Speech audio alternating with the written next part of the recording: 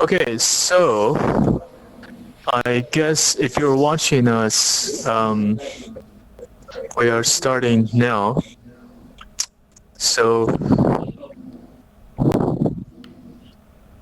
yep. Okay, first of all, welcome to everyone.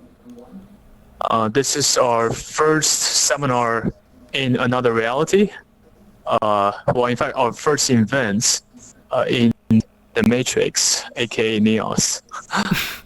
So my name is Shane. I'm on the committee of the Oxford AI Society. And basically, I'm just going to quickly go over the plan today and then do a very quick introduction to our society. And I think next one we'll give a quick speech about Neos. Then we can kick off. So basically, we've got 3 speakers today. The first one is Joseph Suarez from MIT.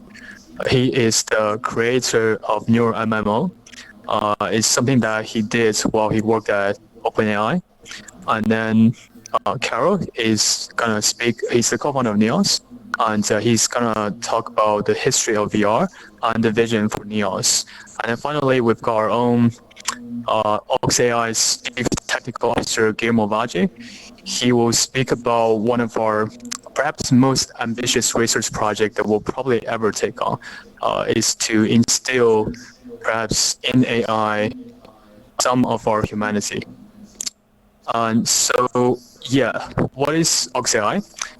We're a student-led society at the University of Oxford. We started about 3.5 years ago, as you can imagine, a drinking society, basically. We literally were founded in a pub. But I'm glad to say that in 4 years' time, we've really outgrown our initial ambition. We have over 1,000 members now, and we mostly focus on 4 initiatives. So, okay, I could change the slide here. Oops. Sorry. Okay, I'm just going to speak. Guess. That'll be the type malfunction. So we have 4 pillars: education, research, community, and careers. I'm not going to go into the details on education and careers because we haven't got much time. Joseph got a plane to catch for Thanksgiving. But basically, is our mission to build a community in Oxford London region to get people to collaborate in AI, whether they're domain experts or between various groups of machine learning AI research groups. And we have, on top of that, we have our own research groups. Right now, we've got about 18 research members, mostly PhD students, and a couple of undergrads as well. Guillermo can tell you more on the details. So, yeah, that's about OxAI. So I guess I'll pass on to next one. Yeah. Let me unmute my microphone. Right now, I really would. I'll talk more about Neos and what's going to be happening with this sort of research, but I would actually like to pass it on to J Square right now because he is having to catch a flight. So I really would like him to be able to have out his presentation, and then I can discuss afterwards about the technical side of Neos and what is going to be happening with it and why I think it's an amazing VR project. So let me give it off to J Square. Thanks, Nex. No problem, man. Much appreciated. And I will be joining all of you on Twitch remotely as soon as I'm on my commute to the airport. Just get myself set up here.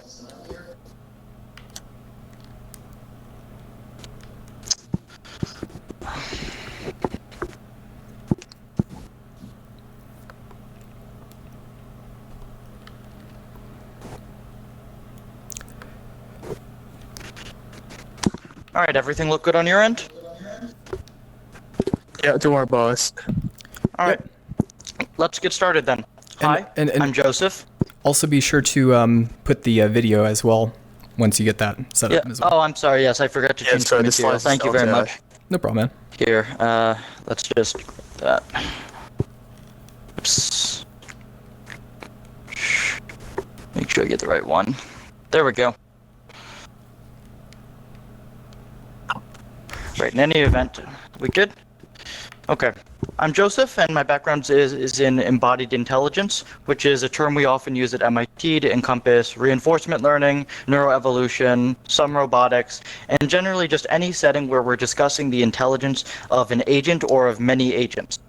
And today I'll be discussing my main project, Neural MMO. My fundamental goal here is to provide a setting for general research on multi-agent and social intelligence that is useful at a variety of computation scales. This is a large ongoing project, and many people have contributed over its lifespan. Over the last 2 years, that is. But for today, just to say, my words are my own. I'm not here representing OpenAI, MIT, any of my previous collaborators, or any of my current collaborators, just myself. And disclaimers aside, let's dive in. First, I'll discuss Neural MMO as a game environment and discuss the motivations and its current capabilities. Second, I'll discuss several much more technical research results in multi-agent systems and research engineering surrounding the platform. Much of embodied intelligence relies on simulated games as research tasks, and for good reason. Games are easily accessible, straightforward to evaluate, and immediately interpretable. To date, others have demonstrated success on arcade games, first-person shooters, real-time strategies, and massive online battle arenas. However, MMOs have gone relatively untouched. Neural MMO is a massively multi-agent game environment that is heavily inspired by MMOs such as these. MMOs are persistent environments that operate over months to years. They require long and short-term strategizing that is socially dependent, competitive and collaborative, and constantly adapting based on an emerging virtual economy and a shared player knowledge base. My underlying hypothesis is that this structure enables MMOs to provide a style of learning that closely mirrors that of the real world, much more closely than that of any game genre studied to date. This is what the environment looks like. I make no claim that this is yet a full MMO. That will require much more work. However, it does capture two core properties of MMOs that are important to learning and that are not well modeled by other environments. The task is persistent. We never reset the environment during training. And second, it supports a large and variable number of agents. Everything that is built on top of that is simply there to make the persistence more meaningful and agent-agent interactions more engaging. To this end, Neural MMO has three core game systems: resources, combat, and progression, which I will go into in great detail. Under the resource system, agents must learn to forage effectively in order to survive. Agents do this by tracking three stats: health, food, and water, which are just rendered as panels overhead. If they consume food and water on every game tick, and if they run out of either, they start losing health, and if they run out of health, they die. Fairly typical game design. Agents restore food by occupying resource tiles, denoted by the foliage tiles here, and they restore water by moving adjacent to these water tiles. And if agents are well stocked on resources, they also slowly start healing health. This is built upon by the combat system, under which nearby agents can attack each other with three different combat styles, which, for flavor, I refer to as mage, range, and melee. These have different accuracies, damage values, different effective ranges, and sometimes other special properties. So mage attacks, for instance, also freeze the target in place. This system introduces a significant strategic layer when combined with foraging. For instance, agents that are better at navigating than fighting can seek less occupied portions of this map, using mage defensively to freeze would-be attackers in place as they retreat. On the other hand, agents better at combat can learn to freeze targets in place first, and then close distance for more damaging melee attacks. The progression system ties combat and foraging together over potentially long gameplay sessions. Players in actual MMOs improve their strategies and mechanics over time, but they also gain numerical advantages through stats and equipment. Neural MMO implements persistent MMO-style skill levels in an AI environment. Agents that forage for food and water will gain experience in the associated skills, hunting, and fishing. This panel up here summarizes that information. And if agents gain levels in foraging and collecting water, hunting, and fishing, then they'll be able to gain more food and water from each respective resource tile, as well as increase their maximum food and water capacities, which will enable them to take longer treks across resource-poor regions of the map and strategize on a longer time horizon. Similarly, the combat skills here are Constitution, Defense, Melee, Range, and Mage. So under this system, agents with high Constitution and Defense have higher health and reduce the accuracy of opponents' attacks, where agents with higher offensive skills are more accurate and deal more damage. Taken together, this progression system allows further specialization and strategizing within the game environment. Agents with high foraging can take attackers on a wild goose chase, running them out of their lower resource supplies, while agents with higher combat can specialize in the different combat styles, learning to kite their opponents to maintain favorable engagement ranges, or using the terrain to their advantage to corner more foraging-centric agents. All in all, these systems combine to provide a reasonably complex environment with important aspects of persistent learning, socially relevant strategizing, and short and long-term learning trade-offs. The maps themselves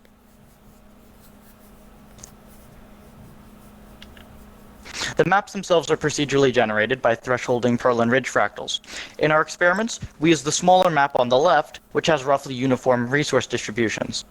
However, the generation code is easy to tweak and amenable to much harder tasks. For instance, just by manually fitting a few curves to the resource distributions, I've generated this map on the right, which is resource poor with simple terrain in the center, and resource rich with complex terrain as you get farther out. So, learning in this setting would require agents to learn a progressing curricula of terrain difficulty in order to explore effectively. Alright, thank you for your patience. Hopefully I've given you some sense of where the environment is now. It's time for a little video demo.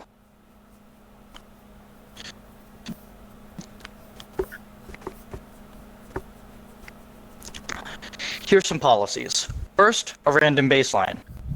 Random policy fully untrained. Notice how few agents there are. This is because I'm spawning in agents at a constant rate, and they're mostly just walking into lava. Next, a trained policy. Here, I've trained a policy with simply 6 CPU cores, very small scale, bare minimum algorithmic complexity, bare minimum of network size. However, agents are already exhibiting reasonable foraging and combat patterns.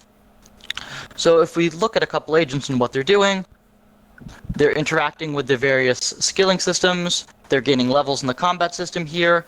I believe this agent over here, if we take a look, maybe one more agent. This one's also interacting with the combat system. And I believe in a second here we'll see one that's interacting with the foraging system. There we go, gaining levels there. So they're already interacting with the various systems in the world. You can see lots of agents engaging in combat, engaging in various foraging patterns, already doing reasonably sophisticated things. Now, one additional note on this. While capturing this video, I noticed one agent with some particularly interesting behaviors. So just while I was recording this video, I noticed, there we go, this agent here. So this is a stat panel, and the stats here, in particular, 21 fishing, 22 hunting, and then the various combat stats, correspond to more than doubled resource capacities and more than doubled offensive outputs. So this would give this agent significant advantages over the competition and introduce a new dynamic for the other agents in the environment. Alright, that concludes the environment description. Let's shift to the research and engineering work that's completed in association with environment development. Neural MMO is built from the ground up for research, and it includes a number of visualization tools directly in the client. For example, you can examine the learn value function directly in the client, as well as the agent exploration maps as overlays. Note that I'm still porting some of this functionality to the latest client version, but it will all be there soon. During my time at OpenAI, we observed some interesting developments on the 1.0 version of the environment. First, larger agent populations explore more. We refer to this property as a multi-agent autocurricula. Given the same task, one agent will just go to the nearest food source and run back and forth between the nearest water. But in larger populations, the task becomes outcompeting other agents rather than the environment. With some conditions, this produces an easy-to-learn setting whereby agents need only discover one small trick or strategy improvement in order to gain the upper hand. So here, as we go from 1 to 8 to 32 to 128 agents, as these are overlays of the map, we see they explore much more.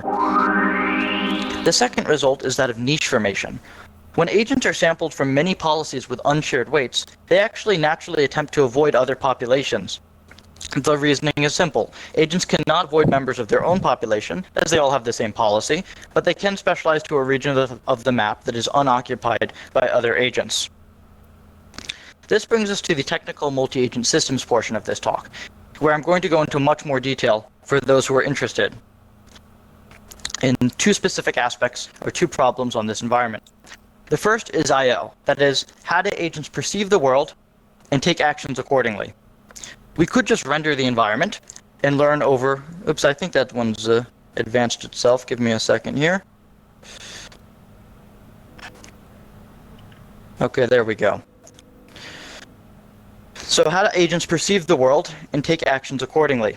We could just render the environment and learn over raw clicks and key presses, but rendering is extremely computationally expensive, as is learning from raw pixels. I also don't know of any mainstream work that has successfully learned over raw keyboard and mouse inputs in a complicated game setting with only simulated self-play data. In contrast, Neural MMO provides local game state observations. This is the set of all nearby entities, attributes, and tiles. Here, this is the set of all nearby entities. So for this agent, it's this other agent here, any agents close by, and then all the nearby tiles that you can see on the game map. And then for each of these objects or entities, you have the associated attributes. So agents, you can see their health, food, and water, etc. And tiles, you can see their material and then their relative position and whatnot. Agents have to process this information and submit action argument pairs, such as moving in a direction or attacking a target with a particular style. Now this process is very complicated compared to what is required in simpler RL environments, and much of my recent work is in generalizing this and providing a simple pluggable standard interface. That is, the architecture I'm about to describe operates under the hood, allowing researchers and practitioners to focus on the more interesting aspects of multi-agent research. The network diagram looks fairly complicated, but the idea is quite simple. It's two layers of attention. So agents observe a set of entities, x1 through xn, each of which is parameterized by a set of attributes.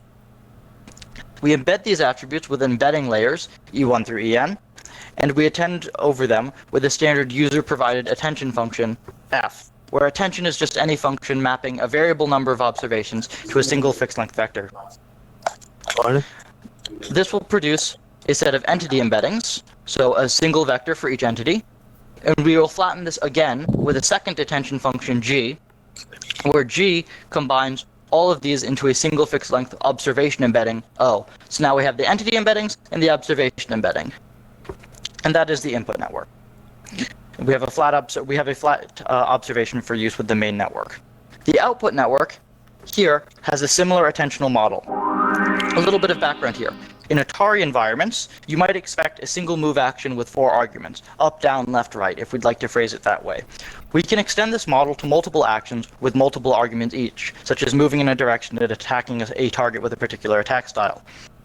To do so, we're going to embed candidate arguments here, A, we're going to embed these candidate arguments into fixed length vectors b1 through bn, and we're going to use hard attention to compare the network hidden state, which is going the network hidden state O, and produce output probabilities over the potential arguments. Sampling from these will then produce the final action distribution. So that tells you how to select actions such as moving in a direction or selecting an attack argument. Now let's say that your argument is an entity, so you're attacking a target and you need to provide an ID. It's the exact same system. This setup lets you use the exact same mechanism. The only thing that you have to swap is instead of using the argument embeddings, you use the learned entity embedding Z from the input network, which is one of the reasons we've done it this way in the first place. So in summary, what we've done here is provide a method for general and high-level conversion of local game state to a flat observation, and for making complex action decisions with minimal environment-specific assumptions. The second problem I encountered in this setting was that of infrastructure. Modern reinforcement learning infra makes assumptions on the environment that do not generalize well to massively multi-agent settings. It has become standard in RL infrastructure There we go. It's become standard in RL infrastructure to centralize optimization and distribute many copies of the environment. So in this diagram, that would correspond to putting the optimizer on the server, putting the environment on the client, and then maybe you have another cluster layer which just averages over many servers. Usually this is implemented as just a raw broadcast and aggregate operation in raw MPI. OpenAI recently improved upon this with Rapid, the infrastructure that they use to train Dota bots to beat professional players. Rapid does almost the same thing. It still centralizes optimization, but it places a copy of the policy on the clients. This allows the clients to continuously gather experience without having to interface with an optimizer. It only needs to send back trajectory batches every so often in order to step the policy. The problem with both MPI and Rapid in massively multi-agent settings is that they assume a many-to-one ratio of environments to optimizers. This assumption is good for a game genre study to date, where each optimizer server can handle many environments. In Dota, there were on the order of 100 environments with 10 agents each. But what happens when each environment has 1,000 or more agents? At this point, you can handle one environment per optimizer, or you might even need many optimizers per environment. It therefore becomes practical to flip this computation model on its head.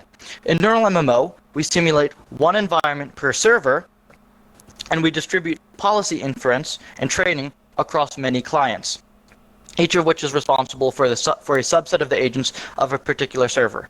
I'd like to note that this is completely standard in MMOs. You have a game server, you have a bunch of remote players. I did not invent anything here. Neural MMO simply provides the first implementation, to my knowledge, of MMO-style infrastructure in a reinforcement learning environment. I have a plot of some synchronization times here. The TLDRs that they follow the trends that we would expect, and they scale quite well. I think I'm going to skip these for time. But we can discuss these offline later if anybody's interested. I'd like to just quickly wrap up here. So Neural MMO has gone through several iterations, and it now provides official docs, quick start guides, and even a community Discord server for help, discussion, and potential collaborations. My fundamental goal is to provide a computationally accessible and fully open source platform for all kinds of multi-agent research. My work at OpenAI produced the first environment release almost a year ago. Since then, I've released 2 major updates, including major infrastructure expansions and a high-fidelity front-end client in Unity. The content of this talk will all be included in V1.3, which is coming soon, and is already available for preview through a development branch. Lastly, Neural MMO is my main project. I'm constantly working on expanding the environment and solving more and more general multi-agent systems problems as I encounter them. Thank you very much for your time. And if you're interested in the project, the best thing that you can do is join the community Discord server by tapping the link over here for those of you in VR, or for those of you on Twitch, the link's up here, and all this information is also on the associated GitHub account. Just make sure you check my personal account, not the OpenAI repo. That's a legacy branch. I have to run to catch a plane. I can maybe take 1 or 2 quick questions, but otherwise, let's take it offline and chat on Discord. Thank you. Awesome. Thank you for that, J-Square. Bravo. Any quick questions from chat, or are we just going to take stuff offline? If anybody has, we can only do just a few questions, so ask your singular question now within the Twitch chat, and then J-Square can answer it for you. So we'll just give that about a minute to see if somebody has questions. Yep. Probably somebody's typing something I'm also out. very active on the Discord server. I constantly post updates, things I'm thinking about, development, as well as answering community questions and helping people out getting started on it. I'll actually give you this chat right here, J-Square, because then you can communicate with the live stream Twitch chat. There'll probably be a question that will come up for you. Would it be possible to make a simulation? Razith, you might want to talk to Gully about that. That's more about to deal with that. Somebody who more familiar with the API would have to answer that. I mean, I'd imagine theoretically yes, but whether it's practical question. What was the question? Sorry, I didn't hear. Razith, somebody asked if it's possible to make a simulation of neurons within Neos, so I'd imagine you could have an interesting discussion with them, Gully. I mean, in short, yes, it's possible to simulate a neural network in Neos. It hasn't been done yet, but actually we're working on it. Yeah. That'd be amazing. Actually, where is Alex? Okay. So, How close is this to being able to implement in a real MMO? That's the long-term goal of being able to solve a full MMO. I think that an MMO is probably on the order of two orders of magnitude more complex than a MOBA like Dota. So I think that it's probably 100 times harder than anything we've done to date, which is why I've decided to start small and look at it from this perspective. But that is the eventual goal, and there are a bunch of systems missing. I hope that we'll be there soon. Let's see. It actually, by the way, working in a real MMO, interfacing with a real MMO, that's doable fairly soon. Training in a full MMO is a little harder. I think there were more questions if you scroll up. Can I scroll up here? I don't think we're I not can going to be scroll up. if you had a question above, we weren't answering any of those questions up above. If you had the question, you have to resend it. Oh, I see. Would it be Ruiz has a question. No, that was Yeah. a question. And Raza, that's something I've been talking with folks about here a little bit. My background's in AI, but you can definitely port things to render in VR that have been trained in simulation. Whether or not you can train them directly in VR is mostly a factor of the APIs available and how many good library hooks there are. Anything else here? Anybody else? Send in your questions right now, you guys, if you have any more questions for J Square. Any questions here? I mean, Alex, just prompt me if there is any question, okay? You're like, we don't have a... Yeah, I just have Twitch chat here. I don't have whatever the YouTube stream is. Yeah, I mean, I'm also saying if there's a physical questions from the audience, but I don't think there is. Okay. Oh, yes. Hello, Oxford. I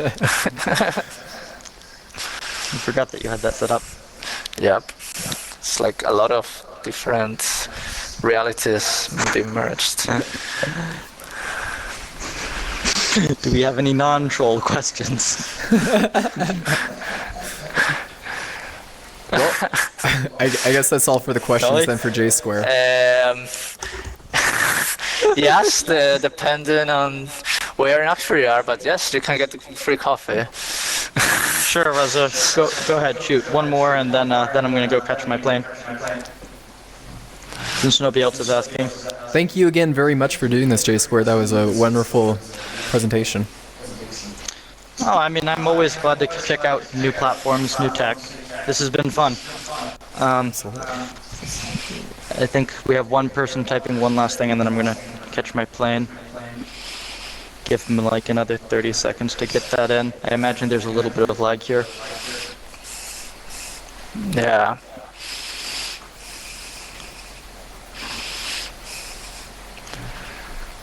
Raza, it highly depends on which sub-area of AI you're interested in, and as well as your mathematical background. For specifically reinforcement learning, I have a few I think I'm getting feedback from Gully here. Specifically for reinforcement learning, I have a few pointers to resources on the Discord and the #learning channel. For me, I literally just started reading papers in college, and I started implementing things. If you can replicate full-scale existing papers, and then you can start implementing your own ideas, that's pretty much the way to go for most of the people I know. Yeah, Chris, I imagine that there'll be a. You can go watch the VOD, I'd imagine.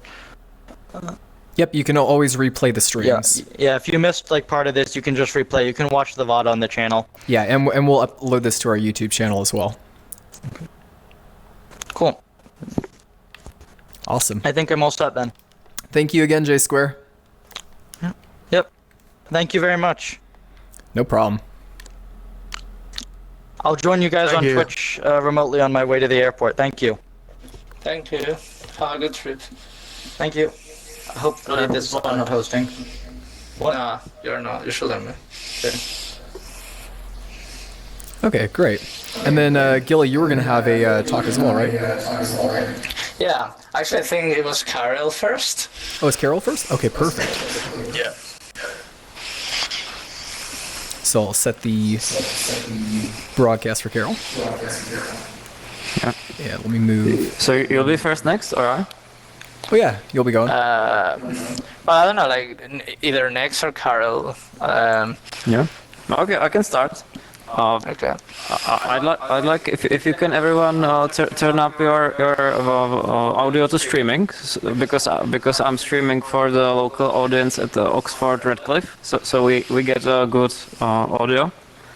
We had some problems before. Also, if you could give me the rights for the session to be able to import my slides. Absolutely. Yeah. Guli, yeah, thank you very much. Yeah. And so I'm the CEO and one of the two founders of this metaverse, Neos VR. I'm very glad for this amazing forward-thinking session, the streaming session and live session. We're doing a lot of things at once, so there's definitely rough edges right now. But yeah, this is first stream this complex we had probably.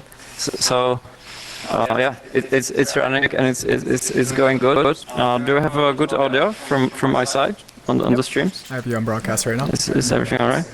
Okay, I'm switching to broadcast, so you can hear me better when I move. Yeah, I hear you well. Yeah. So you are right now in Neos Metaverse. It's a social space that is not only immersive, but also social and cooperative. So you can use virtuality not alone, but with someone, and it's pretty awesome. I would like to tell you today how it came to be, why virtuality is here to stay, why it's interesting. And yeah, I'm gonna set up the camera so our local audience can see the projector. So I will switch the camera from my view to manual. It will stay like this, and I will move closer to the projector. Also, so one of the awesome things about Neos is that you can easily import stuff. So right now I can just take my slides from my inventory and spawn them here, and they will automatically sync to everyone's session. That is quite unique, and it's because Neos has a unique data model. Oh wow, somebody took a picture of me. Thank you guys. So I will import my first slides. This is it. Yeah. So Neos Metaverse. Neos is short for Neospatium, a new space, and it's basically a space created by creators, by our company Solirax, for creators. So as creators, we had a pretty good idea what is needed for creators, and yeah. Thank you everyone for being here, for coming, and so yeah. It's a pleasure to be here at Oxford Redcliffe, and I'm one of the co-founders of Neos Metaverse. I'd like to tell you about the state of VR, its advantages, where we're at, introduce you to the hands-down best metaverse there is, which is of course this one, and ponder with you where this is all going, what's the future of virtuality metaverses, us.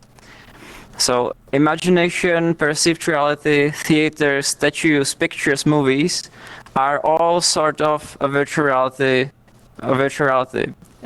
for our consciousness.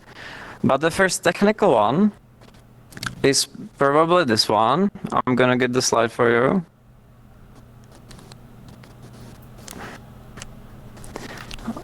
Are the slides loading for all of you? So this is, it was flipped. So this is Sensorama. It was created in, yeah, thank you. It was created in 1957 by Morten Heilig. So it's quite old, and this is like the first technical virtual reality. And Mr. Heilig tried something very important here, and he tried to put like take a movie experience and make it more immersive by sticking the head of the user inside and making the field of view bigger and removing the outside view. So this is like a halfway to virtual reality, and the important feature demonstrated here, the unique feature of virtual reality, is immersive. It's more immersive than any other medium, which is very useful, and also it's very fun when used in such a way.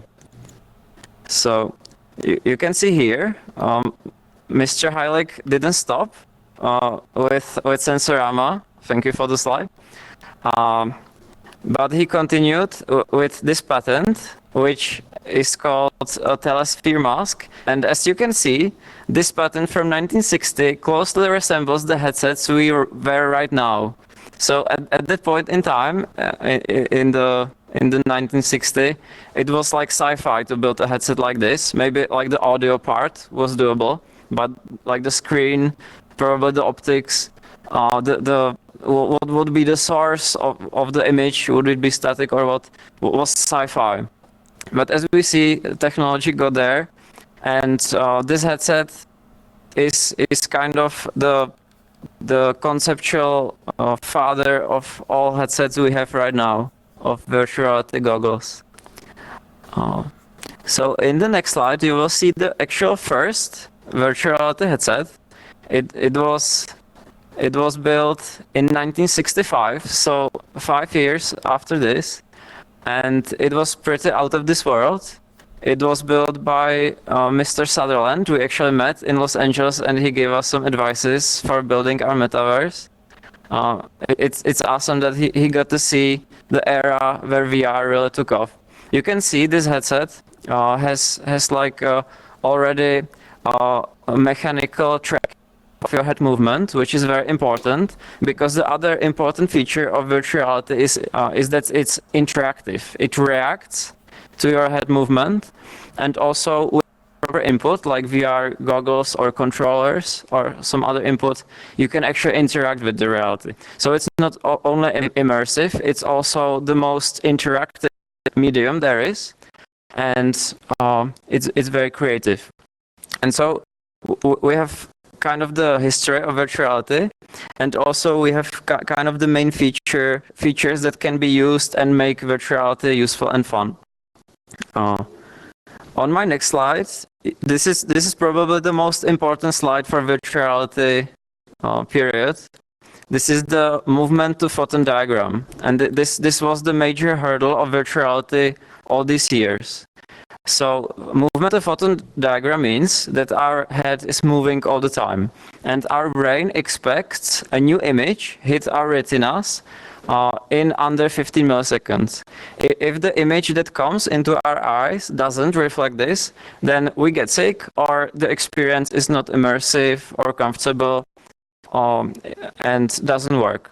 So we have to do a lot of things. We have to measure the input of the headset, the movement of the head, both orientation and lateral. So if we move if we walk in the room, that's the lateral movement, and both should be tracked.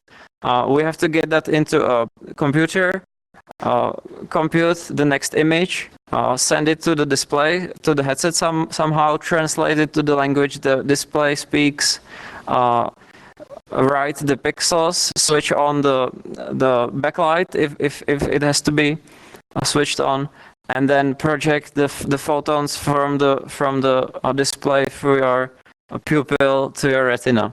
And all this has to happen in this 15 milliseconds or under, which is very important, unless it's not a great experience. Many times there were like these hype cycles. People thought virtual reality is here to stay. It arrived like this hype. There were multiple. One was in 1995 when Nintendo released Virtual Boy, among other VR headsets, and they knew of this problem. They knew that they just can't get under these 50 milliseconds, so they tried different tricks. The screen, as you can see, was monochromatic to be faster, and also it was red, because red is perceived not as harshly by our brain. But they supplied a stand, so the user would more conveniently use it on a table as a static device, not actually moving and wearing it around. But it kind of didn't work. And the real breaking point for virtual reality is actually technology that came from another field, and that's smartphones. Because when smartphones were released and actually developed slightly before that, a huge money was invested into small screens and minimalization of positional chips as MIU devices with gyroscopes that made it really small, cheap to produce. And so virtual reality kind of piggybacked of this smartphone technology and this huge investments that the smartphone market created in this field. And so this is very powerful. We have now this technology that's very immersive and all these things, and that's very exciting. What can it be used for? So I imagine that almost everything you do is more fun when it's immersive, social, when you believe you are really in the environment, and also virtual reality has this amazing property that it's cheaper than building something in real life. It's very environmentally harsh to actually create things in real life. It takes time, it takes money, there's limited space on our planet. And so a lot of things, when done in virtual reality, are more sustainable, quicker, cheaper, and overall it could be a better way to do things. We thought what we should do better with virtual reality in 2014 with my amazing co-founder, the creator of this metaverse, the lead designer and CTO of the company, Tomáš Mariančík. You probably know him as Fruxius, most of you. He's kind of a celebrity in virtual reality and definitely in Neos. And so we thought hard what we should make better through virtual reality.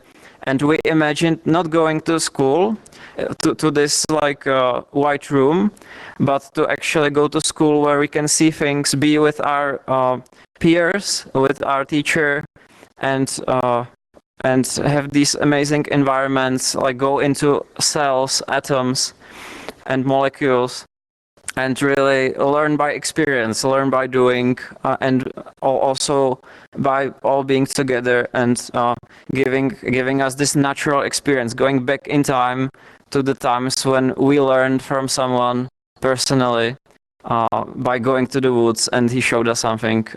The brain reacts really well to this. So we did exactly that. We started a pilot project back in 2014, which basically the world how education can be used in virtual reality. The project was a huge success. We got seed investment and flew off to Silicon Valley, and we had to figure out how to scale this amazing possibility to every school, every student, and every content that can be taught in virtual reality. So this is a massive project. And so we were finding ways of how to deliver this, and a platform that could scale with the project and provide this amazing opportunity for schools and students. And so we went to the companies in Silicon Valley and asked this about this crazy vision of a social space in VR. And we thought there's someone for sure working on this in some Google project X secret area. But all the project we've seen and all the people we talked basically didn't give us any hope for such a platform to be in the works. So we just did it. So we thought we need this platform first to do this project, to scale it. So and everybody needs it, obviously. A lot of the people just don't know yet, but everybody needs such a social space. The game engines, the data model of game engines and their architecture is not really cutting this. It doesn't scale. It's not future-proof. So we have to do a metaverse, and we choose to name it Neos for Neospatium, new space, and it's created by us creators for creators, and that's why it's awesome. So let me go to Neos slide. So this is our website, neosvr.com. Thank you. Next for the slide. And so to introduce Neos, it's quite hard to introduce someone to Neos because you have to really experience it to know what's it about, because it can do so many things. So I will just like go through the main points of the conceptual points. So Neos VR is a next generation metaverse engine. It allows people to be together, create with their own hands, with countless tools that basically snap on your own hand. And I'm sure we'll have a demo afterwards. We'll show you how it works, and you'll be able, the physical audience here will be able to try Neos after we finish presenting. And so Neos has atomic data model, which is very different to for example, game engine. Everything is synced to every user connected to the session, so everyone sees the same. There's no effort for the content creators to achieve this. Basically, like in real life, everything is synced. And so this is a team in Neos that it has a lot of the advantages of real life. The things that are great in real life still work in Neos, and then something more on top of it, like basically unlimited resources in terms of space and such, and amazing tools. And also it manages your content, thanks to the atomic model to not cover how the content should be actually displayed, interpreted technically. We can update the content to be compatible with future devices, AR headset, VR headsets, neural interfaces, basically forever. So it's conceptually much different to how things are created and stored right now. So in terms of the visible things, of the nice things, we have amazing avatars. I think we have hands down the best avatars of any metaverse. We have full body tracking with up to 11 tracking points, which includes your knees and elbows. It looks amazing. We have eye tracking for people that have eye tracking in their headset, spatial audio, full mimics, but you need hardware for that. And also we have gestures for the tracking, and it really looks amazing. You can see some of the people here have amazing avatars, unlike me. Yeah, but I think these are some of the features. There are more. It would be long to name all of them, but I think the most amazing thing about Neos is not like a feature of Neos, it's our community. And our community is just amazing. Like every day, we observe what people have created in Neos is far beyond our imagination. I think the whole team behind Neos is totally excited by what the creativity, the community of Neos is bringing, what awesome people it's attracting, and just like meeting people here in Neos, it's such a treat. I think we all found new friends here, and I think this is the biggest point about VR, about Neos. It's not like some metaverse, some piece of software, but it's people, it's community, it's growing, and it's amazing. There's no words to explain how amazing it is. And so what's the future for Neos for virtual reality? So for Neos, what we are aiming for is adding new features, making it more hassle-free, basically doing more by less.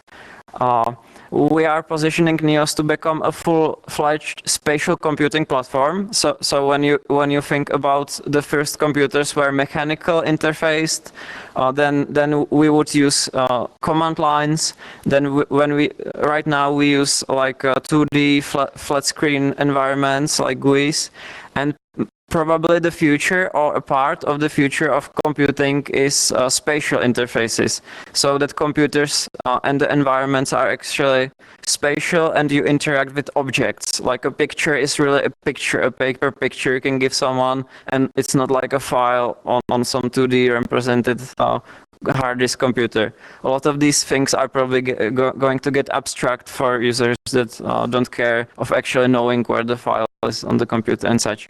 Yeah. Also, mixed reality, augmented reality is a big deal for Neos. All of this will work or already works on a headset with augmented reality headsets. So that's a big one. Yeah, especially in general, the future of virtual reality will get only better. The headsets we have right now are going to look ancient in only a few years. So the future of VR, AR are specialized headsets. The money invested specifically in those headsets, and especially exciting feature devices will be brain interfaces like Neuralink, which can connect, which will probably be able to connect our users directly here with also touch, and on other senses. You can see here Neuralink robot that's capable of implanting small electrodes. Every electrode has like 30 segments. It's flexible and it aims not to damage your brain in between your veins, and it's tracked in real time. It should be as easy as getting LASIK, getting these chips, and they're passive, so you can disconnect them. And this could be something really interesting for VR in the future. But also, it's kind of yeah. So in the end, I'd like to thank everyone here and basically everyone who's using Neos or thinking about it for your support. Neos has also cryptocurrency. It's called Neos Credits. In its Genesis contract, it says there will be only 50 million of NCR ever, and we are giving this NCR cryptocurrency to our supporters. So when a lot of people need these credits, they will probably rise in value, and that's our way of really saying thank you, not just words, but also deeds. And yeah, and we hope a lot more people will use Neos. It's going to be much better in the future. And we enjoy so much what it is right now, and all of you. Thank you so much, guys. Nice, thank you. Thank you, Carol. Over to you next. Awesome. That was really good, man. Thank you for the slides. No problem. It was too much things to do. Thanks. Yeah. So now we're going to be having Gil Fix talk about his AI presentation. So I'll give him the floor and just stand in front of the camera, and then you can. I can even. Are you fine on putting your clips on the screen? Okay, perfect. Let's broadcast you out.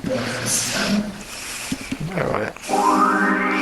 Let me get here. I've disabled your audio for the audience here.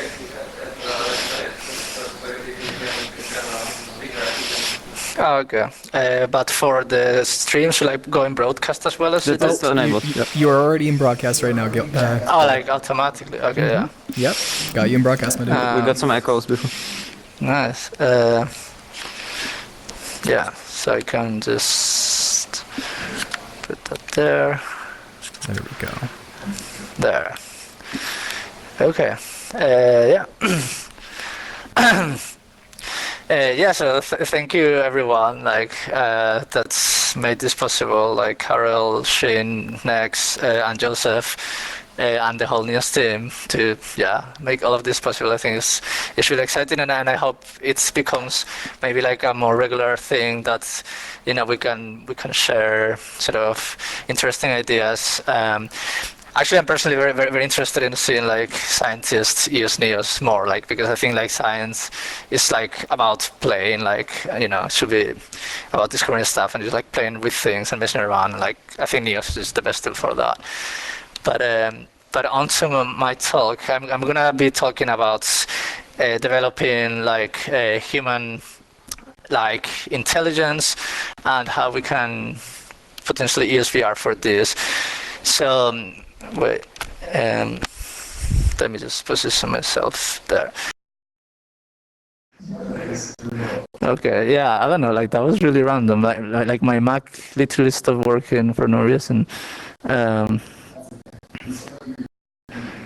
Okay, so wait. So now I'm Carl, but I'm not actually. I'm Guillermo. Yeah. So I don't know what's like. love it. Well, I guess you didn't hear anything then. We Right. heard we heard the bit of the first part, but you know, you can just take it from the top. Okay. Well, in any case, like the point of this talk is to talk about human-like intelligence, and in this slide, I was saying that was kind of the original dream of the field of AI, and like as you can see, in, like all of our fictional stories. Oh wait, so now the slides take a bit of time to load for me. Oh, that's not the next slide. Okay. Yeah, and it turned out to be harder than we thought. I mean, it wasn't just as easy as like making a robot with some flexible learning algorithm and like just put it through like in the real world or something. I mean, like if you put it to have the same experience as a child, it just does not learn like a child. So basically, like, you know, it's people realized that it wasn't just quite so easy. Yeah.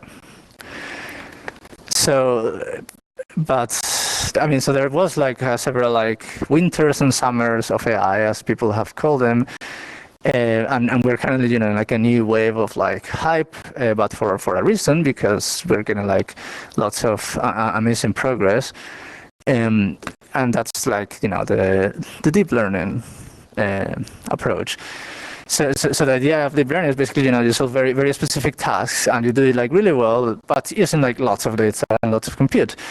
And the truth is that it works. I mean, we've basically like solved AlphaGo now, and you know, our language models are getting really good at making language that looks realistic. Self-driving cars are getting better. We're even using like science to like AI to scientific discovery, like protein folding, and many other fields. So this is working really, really well. But what about like the original goal of like human-like artificial intelligence? Slide. Wait. Yeah. So first, let me just come back and, you know, ask the question of like, why do we care about human-like AI in the first place? And I think there's like, you know, at least two sort of reasons. There's actually like economic reasons. I mean, like this thing will be useful for like things that we want to do, like social robots, you know, robots whose actual task is to interact with people. It makes sense that they are human-like, or at the very least, they understand how humans work. But there's also like scientific reasons, which personally like interest me the most, and they're like, you know, to try to understand intelligence, because perhaps like, I mean, humans are still in some senses the most intelligent species and thing that we know, and we probably hold so many insights to understand, you know, this generally mysterious thing, and of course to understand ourselves as well, which is like, you know, one of the deepest mysteries of like all time.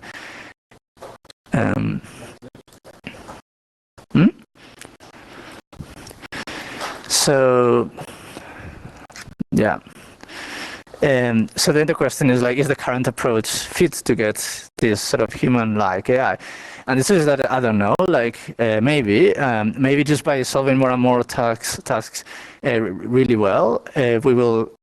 Maybe that's just what human intelligence is about, and you just put them together into a single machine. And maybe that's all there is to it.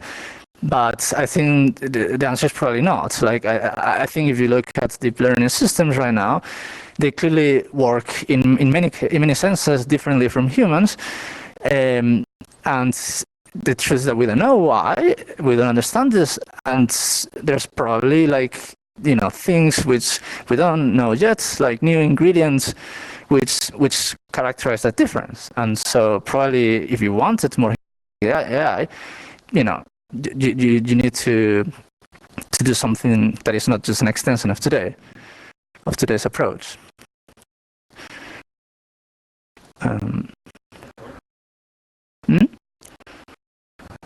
So how can we learn about human intelligence? Well, from humans, right?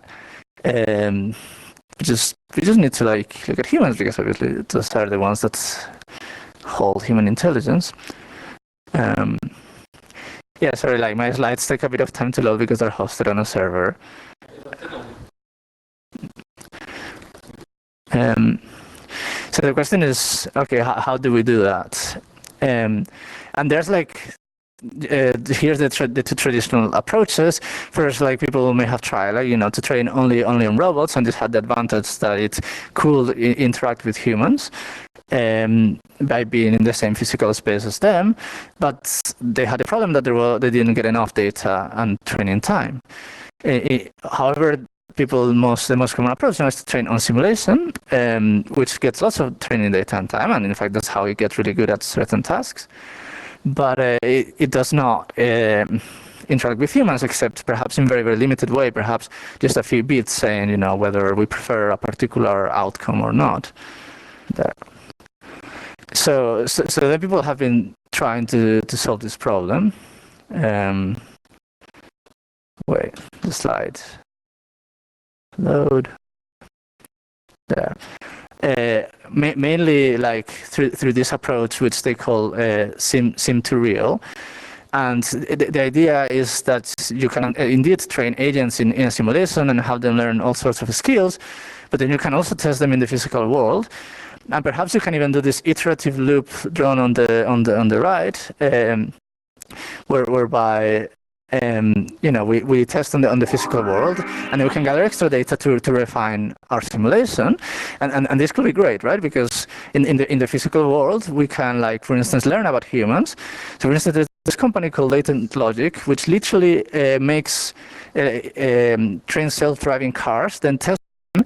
And through like cameras and all sorts of things, they learn about how humans behave. They make models of the humans, which then they put in the simulation, so that then when they train really fast in the simulation, they have some knowledge about the humans, and they can potentially iterate this.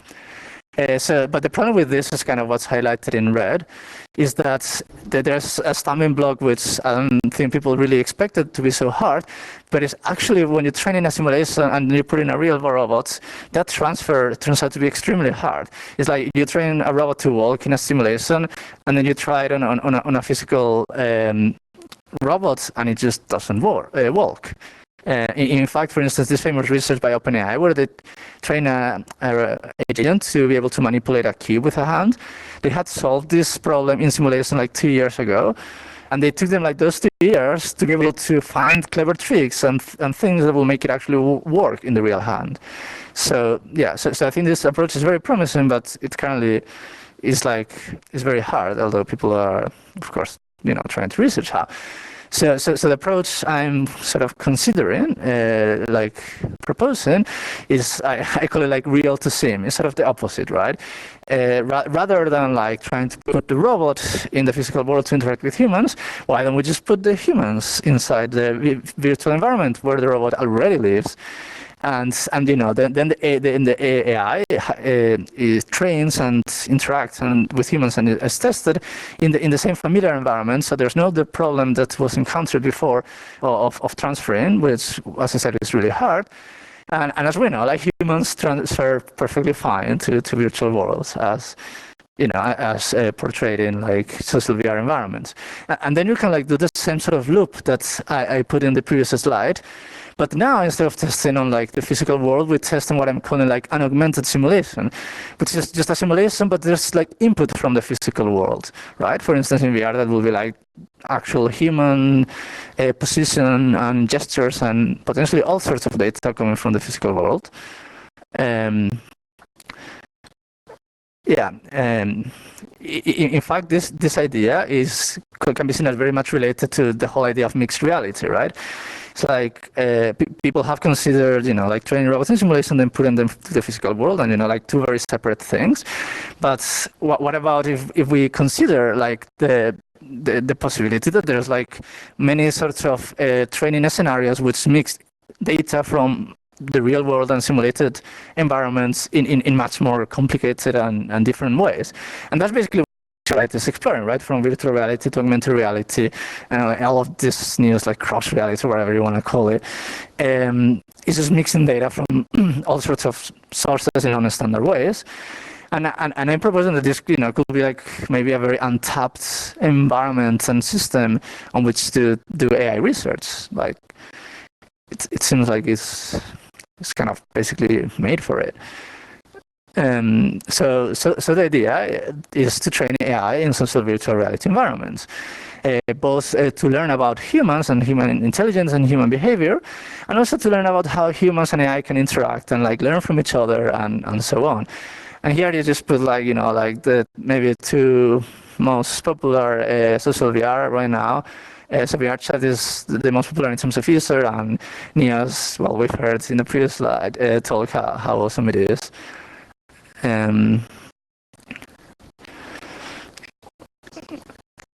So OxAI, that Shin introduces, the AI Student Society in Oxford, has decided to begin tackling this challenge. I mean, it's just the beginning because this is probably like a very ambitious thing.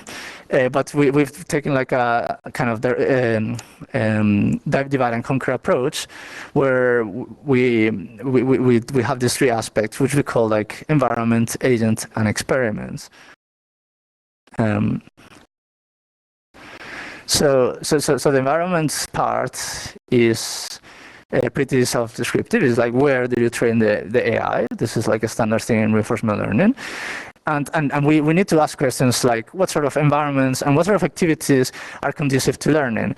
And I think, we can take inspiration from people who design toys or come up with like children social games and like playgrounds, right? Because I think if you think about it, these are things which are basically like optimized to like seize the capabilities of curious aliens and have them learn like as much as possible. So I basically envision like the optimal environment as this sort of thing where you have like an environment full of like people who are like playing around with stuff and like full of things which you can like tinker with and learn from. And then, technical questions, how do you build these environments? So if we want to use like a social VR environment, we have two main options. Like, we can use Unity with the Unity SDK for VR chat. So that one is like very limited in what you can do. In Neos, on the other hand, you have like way more freedom, like in terms of like interfacing with other code, and also in terms of building, and also it has the extra cool advantage that you can like build inside Neos.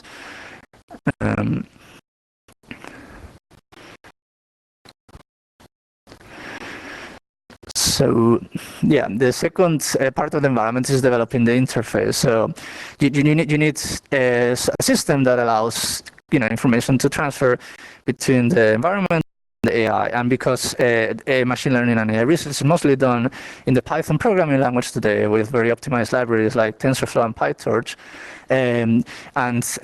social VR happens in very different sort of software, like based on Unity editor and C#. Which is based on Unity and C#, we need to build a bridge, and we can take like inspiration, for instance, from there's a library called ML Agents, which basically solves this problem, but only for the Unity editor. So you can like make Unity environments in Unity, and have it interface with machine learning code in like a very flexible way. So what we would like to do is to have a similar system, but which allows you to interface information with like social VR environments, like Neos or VR chat and so on. And so you can have an agent in here or a system in here that communicates with a machine learning code. And we can take also inspiration from the neural MMO that the first speaker talked about. Because he's trying to build like an infrastructure that is very general and allows for like persistent and rich environments to have like potentially many agents in them, which is something that we would like to have as well in virtual reality.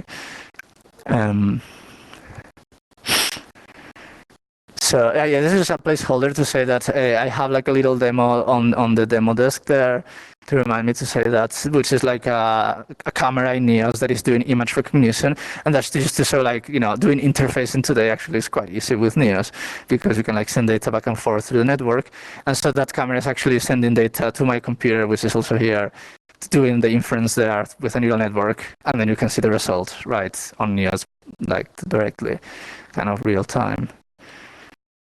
So the second aspect is like developing the agent, of course, the actual AI that learns. And there's a few questions there, like even before learning, like what prior knowledge should we put it in? Because there's like so much research already, useful things that intelligent agents and in particular human-like AIs should have. For instance, like understanding audio and speech, like understanding images through computer vision and language. All those things have a lot of research, and so it will make sense to kind of include like existing work in like pre-builds, kind of when it's born. On the agent, and I put these images because there's like really cool research from Adobe, about how to animate characters to kind of give them realistic motion, so that then you can like have them move, like tell them how to move with like much higher level actions, like go there, and then it goes like it animates the actual muscles in a realistic way, and so that you don't have to learn those details while it's already solved. And so we can focus on learning more interesting things. So this is the point of this slide, to say that we also need to develop, of course, learning algorithms.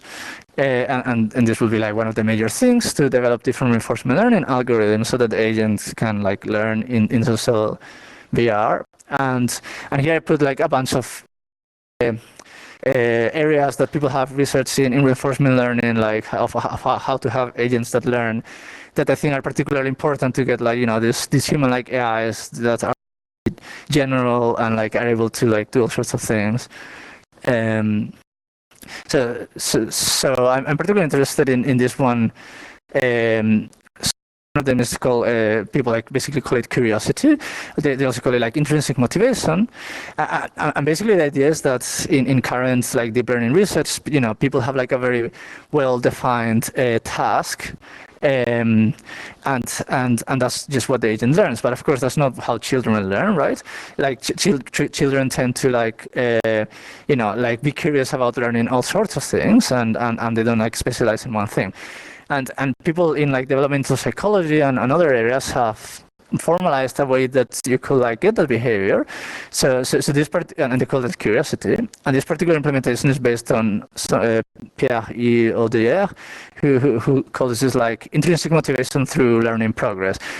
And the idea is like very simple. Basically, the agent first chooses a goal, then like tries to learn how to do it. This could be done with like a standard AI approaches, because then you have like a specific task already defined. Then you like measure in some way like how like much did I learn? Did I learn something from trying to solve this goal or not?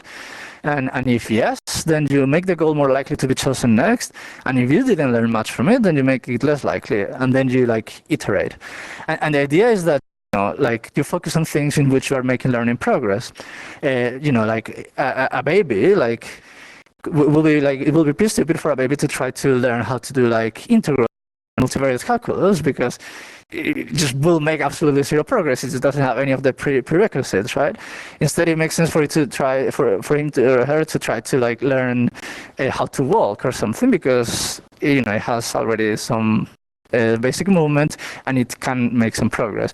Eventually, after it learns enough, if like maybe in high school or something, it will actually be able to make learning progress in these more complicated things, and then it will find those things interesting. And the idea of this research says that humans have this sort of inbuilt bias towards finding things in which to make progress like interesting, and like evolution has selected that so that we can like learn in like a very effective way, and like learn as many things as possible from an environment which a priori is like really uncertain.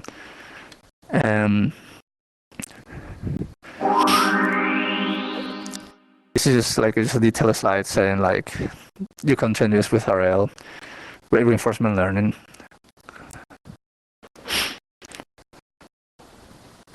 And, oh yeah, actually, so this is just to show secondary action there.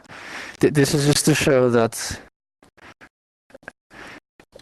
basically another example of like the interface thing. Oh wait, just 1 second. This video.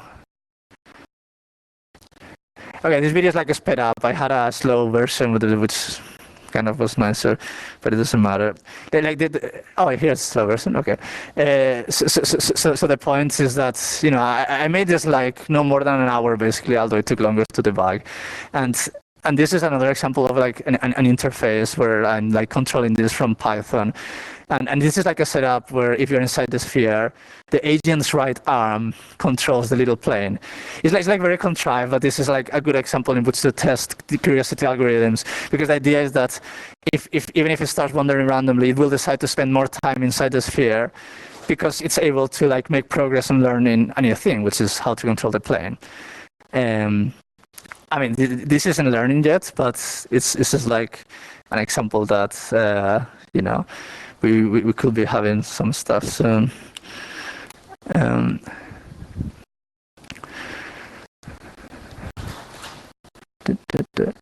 So the last part is like experiments, which is like this very high level thing, like of the projects. Like how do we measure progress, and like what experiments do we do to test whether it's making progress or not? What's interesting in that sense, and like what do we measure about the agent?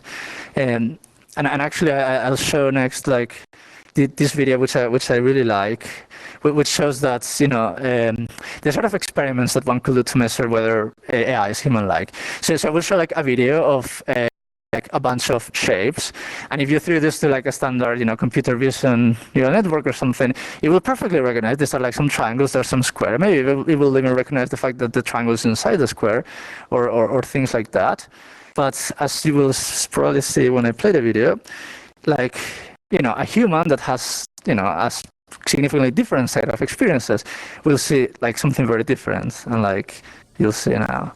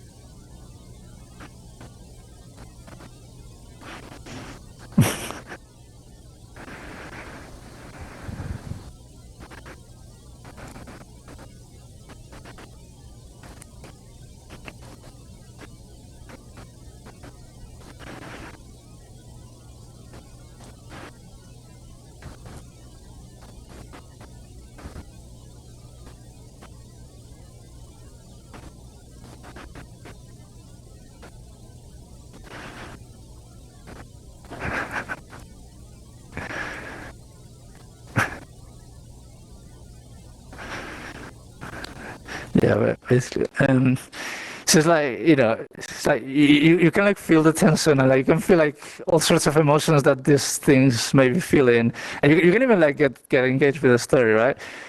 Even though they're like literally squares and like triangles and a circle, like, but that's to show that the sort of human learned experiences and priors that clearly AI right now doesn't have.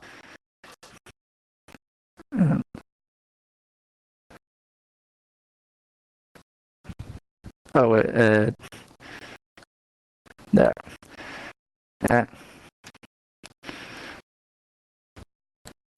So yeah, like basically the experiments team will be like the most interdisciplinary, like talking about like looking at all of the areas, like from psychology, behavioral science to human-computer interaction, and asking questions about what we could like what sort of experiments and science we could do with this sort of system.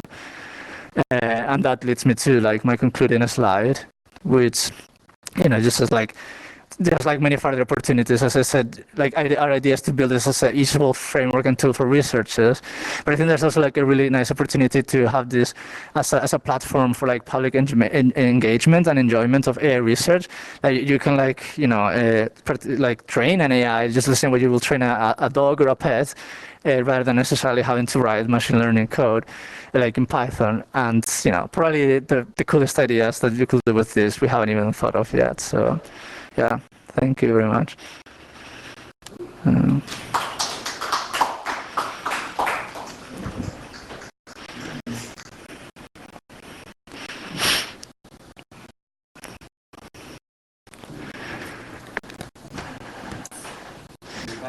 you want to recover your body? I think next maybe can talk a bit about Neos or. So actually, Alex was one of the organizers of this. Actually, I forgot to mention him. So like, thank you for your help. We'll say a few words now. You are now. Oh yeah, are you going to be doing a presentation as well, Shin? Is that Carol? No, I'm done. Okay.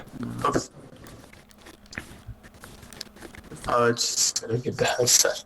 Can you hear me, Okay. guys? Yep.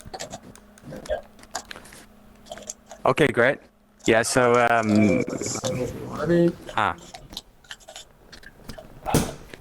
yeah, so as Guillermo said, I'm Alex, and basically, I just want to give some context about what's going on.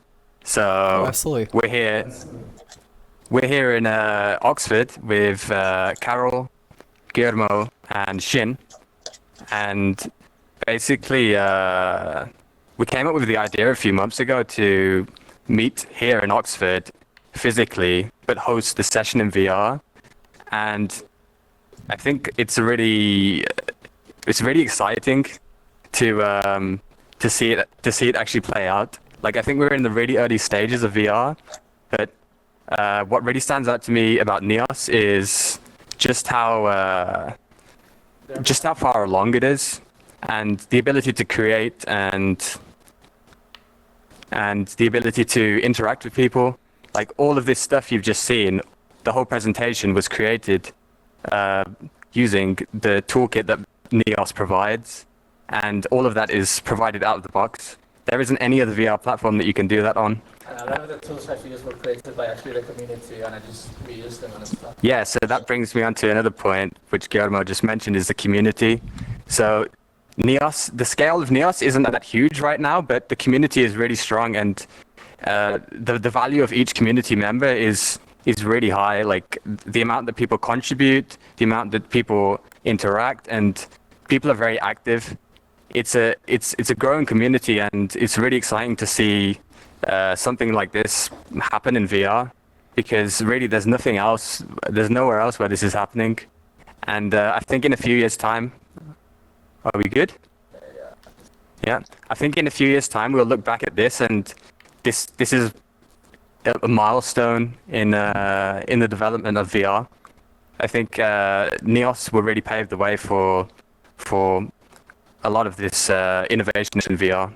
So I just really want to thank the whole team, the whole Neos team, for making this happen, especially Fruxius, who is basically the sole developer of the whole project, and he's created this amazing thing where we have the ability to, create things like this.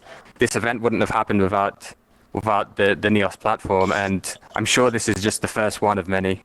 So, Oh, absolutely. yeah, I just want to thank Okay, I everyone. think,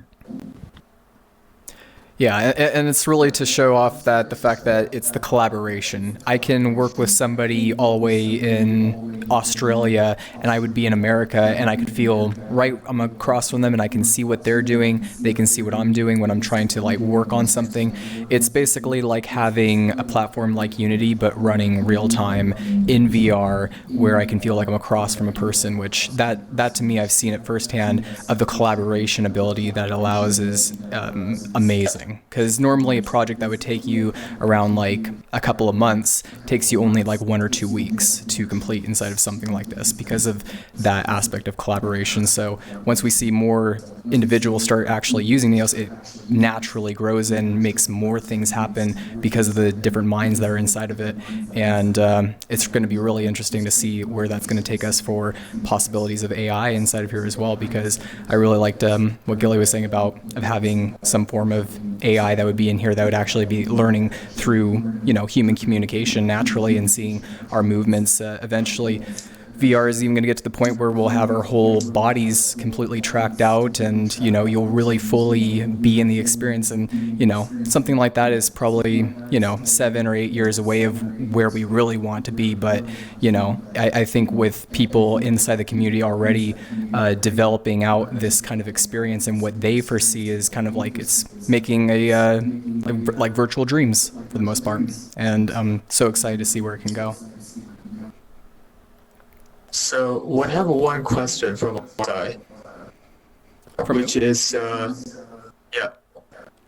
What's the question? on our stream. So is how are we gonna make sure that this technology is not abused? Should there be some sort of regulation in place? I guess in terms of AI and VR, as both, I suppose. Who is the question for? Yeah, what's the concept? Is it about VR or AI? Is the question for Nex? I wouldn't be too sure because I don't work with AI. I work mostly. It's on really virtual early reality. stages. Okay. Yeah, it's really hard to say at this stage because we're just exploring the potential of this technology. Like you can see there's a lot of rough edges. What do you think of VR in that case? Do you think there's any potential space for abuse?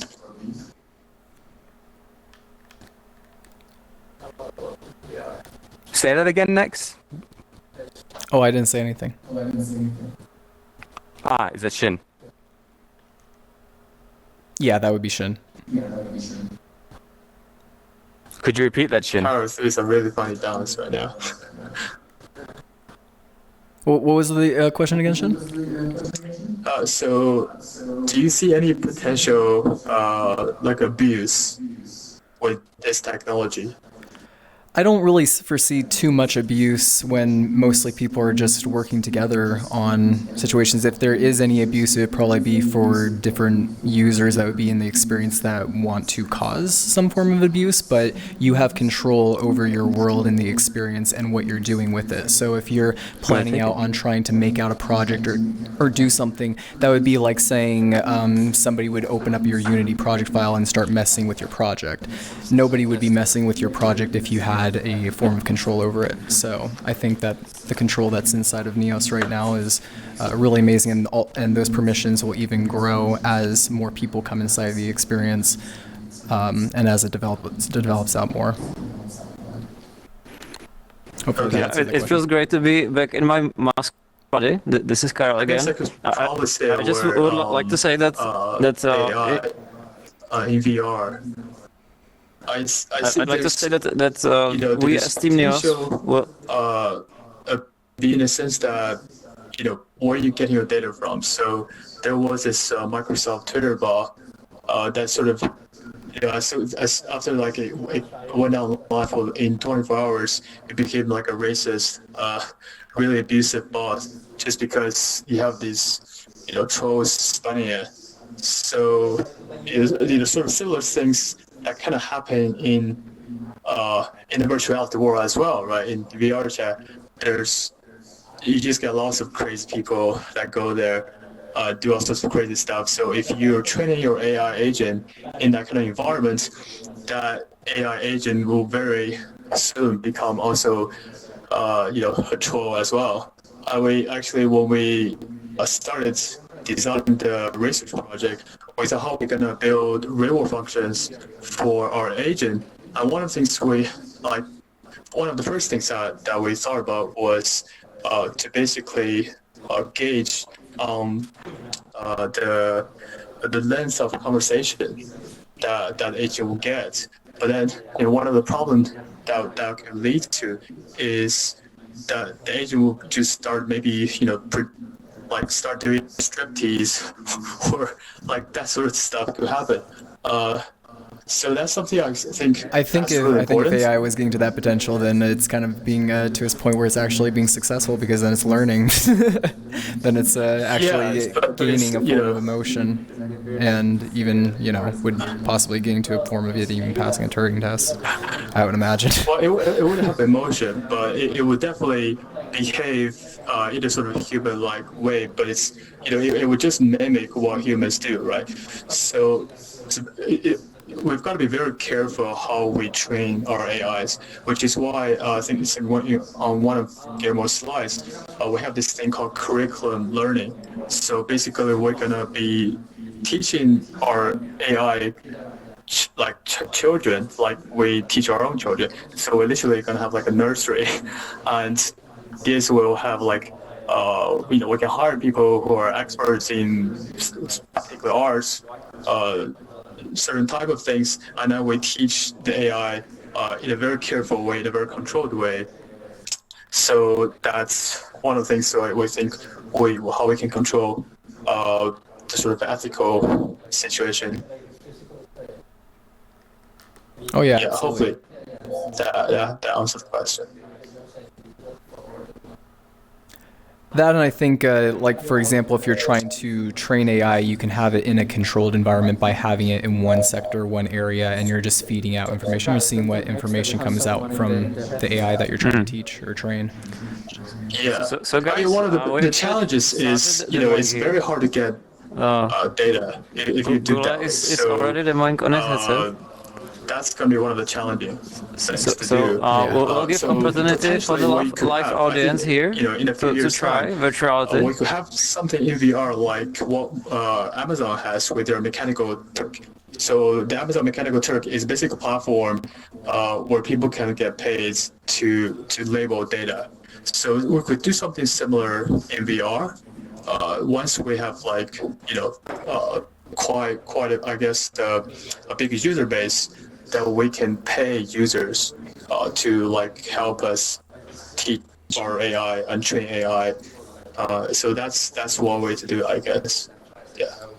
Nice, yeah. So I thought for our project we're gonna design a game, and then people can come and play with the AI.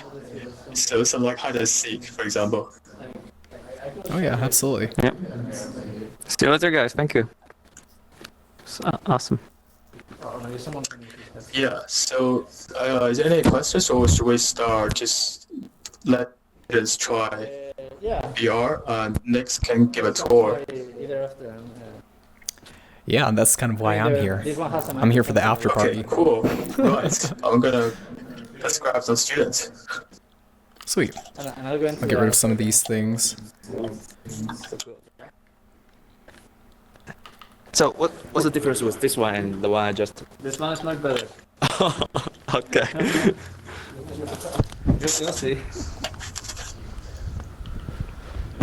Like the picture is much clearer. Yes. Yes. Sure. Yeah. Sure. But I can still see clearly the words on the big monitor. Is that because some? Yeah. Yeah, I mean like that the resolution isn't.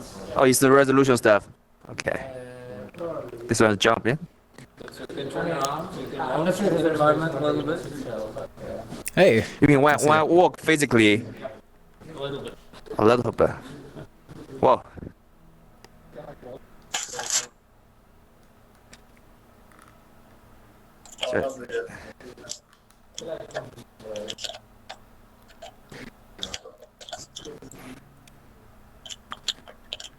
Sure, why not? AI party.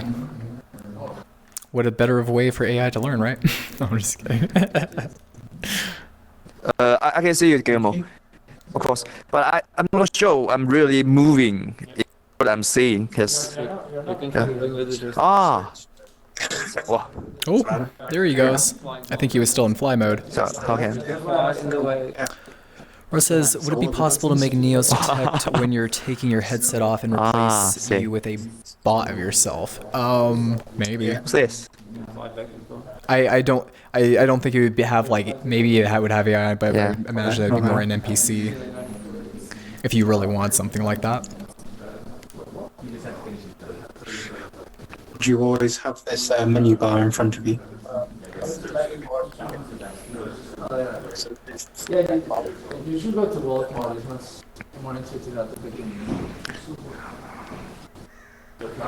You can switch to walk. Okay. Are you trying to close down your menu in front of Wow. you? Yeah. What controllers are you It's using? work move. So now Five. I'm controllers? limited on the So ground, this right? button that you press, this menu button, you're gonna move that to the left side of your head and press it once, and then it should close it down. Oh yeah, cool. Yeah, Thank you. there you go. No problem, man. Ah, You see. can kind of like teleport around. I'll show you even how to like equip some stuff, so then you can like see No, the type I'm of standing interactions outside that you, can right, have Guillermo? and the things I'm that can following be you. built inside of here. Is that right? Oh. Okay. So there we go. I got some like different brushes I can give off to you. Oh, there you go. And Left. let me oh, there you go. There This you is go. So jump. what you can do is just grab onto it and then pull trigger, and then you'll see that you can actually start drawing out with stuff. Okay. So it's similar to something like Tilt Brush, but you can have it, collaboratively in VR. Okay. So there's this. And then can you export this as well? Oh yeah, absolutely. You On can the export any 3D Ah. model out of So Neos. that's the grab button. So with your right hand, we double press like twice. And we also have some like interactive props here. All of these things have been made using our logic systems. Yeah, already using pressed right, and scripting. then something And it's all turned into in-world red. visual scripting. So if you grab But onto one, I here, cannot still. let's Oh, wait. let go real quick. This is how I grip. There you go. So if you want to try with the lightsaber, double press grip to equip it. There you go. And then press down on the center of your see. touchpad to activate the lightsaber. So, There you go. Oh yeah. so sorry, And then you how can I hear wave it? it around.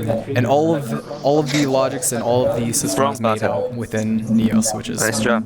It's like the one. Oh, so you don't have your finger. So the Oh. finger is gonna. Ah, okay. and then This is the first thing everyone wants to do. yeah. And if you want to de-equip an item, you just double press grip again. Yeah. And we also have some other interactive stuff, like such as a chessboard, Carol, I think you're still in broadcast. and you can move around the chess pieces individually, which is pretty cool. You can't do that. That's an illegal move. Or in VR. Yeah, well, yeah, I guess we can, have all the You said how to possibilities. hurry it? Use the The front game button? where the castle goes over the pawn. Trigger. That would be a hard chess game. Yeah, I already kick it. And say I normally Yeah, work it doesn't with like Maya or something like that. If I wanted to import things which aren't made What? in, Yeah. in here, is that easy enough to do? Oh, absolutely. Yeah, you could import any 3D model that you want, even texture it within the experience, Yes. or you can import it and then it should have the texture applied already out on it. And you can also make models in Blender, import them, but yeah, Maya as well. Any 3D model, and you can Oops. script it all from within here. Oh, well, okay. It's like a painter. And then can you package that as Ooh. well to share with someone?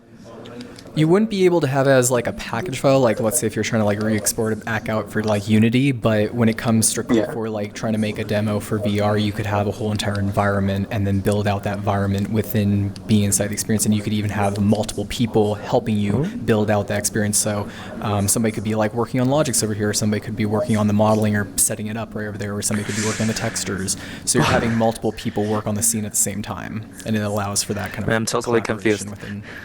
within VR. Sounds very cool. Yeah. Wait, Yeah, because at the moment I'm dealing with the typical kits and Unity projects. Yeah, and Oh. and I have experience That- building through Unity, and it is nice as to you to be able to like use your like mouse and keyboard, but I think as time goes on and when tools are improved inside of here, such as like even in-world sculpting tools or in-world manipulation for VR, you can, or like vertice Wait. manipulation or even terrain editing, Can you could have stuff inside of I'm VR opposing that can really kind of make it so then you can find stuff that normally you would never be able to make with your mouse and keyboard. So Yeah. it's like getting that kind of Maybe this like transition of making VR more like a tool and not really like just this niche sort of thing where, you know, it feels like everybody will start having it just like how they would a computer monitor or something like that. And they can use VR as a tool in that way. I can also show you how to scale some stuff. I got like a neuron over here. And you can grab onto it, and then to scale it, you just press both grips, and you can like move it and scale it up and down. Sorry, I didn't realize there's a button there. So is this some? And you yeah, you made a pretty clear now. That's right, yeah. And you've used VR before as well, yeah? Ah, okay. Yeah. Nice. Do you have a personal headset at home, or? Yeah, I have the first Rift, well, the first yeah. Yeah, I really like that one. Yeah, I haven't really seen a reason to change either. The new ones look good, but not big improvements to upgrade. Oh yeah, the field of view on that and the resolution is pretty low compared to now. It's like right now I'm using an index, and it is pretty good for its visual quality. And I think it's only going to improve once they start making out ones that do varifocal displays or eye tracking, and we'll even have our bodies to where we don't have controllers anymore. Come close to me and down have this thing. You have yourself being projected inside of a virtual experience. Yeah, exactly. How long have you been using Maya for? Sorry? How long have you been using Maya for? Yeah. Using Maya? Thank you. Since uni, so a long time. Oh, really? Maybe like 10 years. Oh, wow. It's totally two different things. Do you have like specific like art projects that you think that you'd ever want to like demo out? Or? So I almost want to put my Not really. controllers. I almost want to put my controllers on. It's more just exploring really because I had a kind of a break from it as well, so I don't do it. Yeah. That's understandable. I have a lot of personal projects myself. We're getting to the for people when they come. Yeah, and I can actually show you even the. Have you ever? Are you ever interested in like logics or like scripting or anything like that? Have you messed around with any like JavaScripting or? Have you ever? Yeah, so I've done a bit of Python and C# as well. Yeah, so you can imagine. Here, let me spawn something out real quick. So right now I'm accessing my inventory, and the thing that's so nice about Neos is once you've created something, you can just add it immediately inside of your inventory and spawn it to show anyone whenever you want. So let me go to my logic folder. Oh yeah, okay. Okay, so that's probably the maximum. So this one specifically is logics that's tied in for having like facial animations for characters. Yeah, it's pretty good. Yeah, and it goes off of the controller for enacting out a function. So you can see that it's would be using the right controller, and it would be standard controller, and then it has all the different inputs of the controller, such as trigger, your secondary, your grip, and you can set the smoothing value right there. And those then I can numbers, just look around. and that's basically. But you can see that it's pretty cool because normally you'd see something like this in Unity or Blender when you're trying to like take nodes, but you're actually physically able to move around the nodes and see them in virtual space. So like this. That sort of like physiology inside of VR. Do you find these quicker, or because the first thing that comes to my mind is, the text is a bit rubbish? Yeah, I wouldn't say that it'd be quicker than if you're trying to do like type-based code, obviously. But for something of like when you're trying for somebody, I guess, who's like brand new to it might be like a better of a process to have them to like learn it. But I've seen people be very quick with it, and they can just, even probably at the same speed as you would have with a normal visual think. So it's basically allowing visual scripting, but within VR. And can you get kind of, or I assume you can then have live feedback from that as well, so they can see what they're doing, which is quite nice. Yeah, you could be right next to the person who's doing the logics and learn from that person by seeing them physically. So you're standing right next to that person, you can see, this is where they put that node here, I'll try that on mine too, and then you can actually be side by side to the person.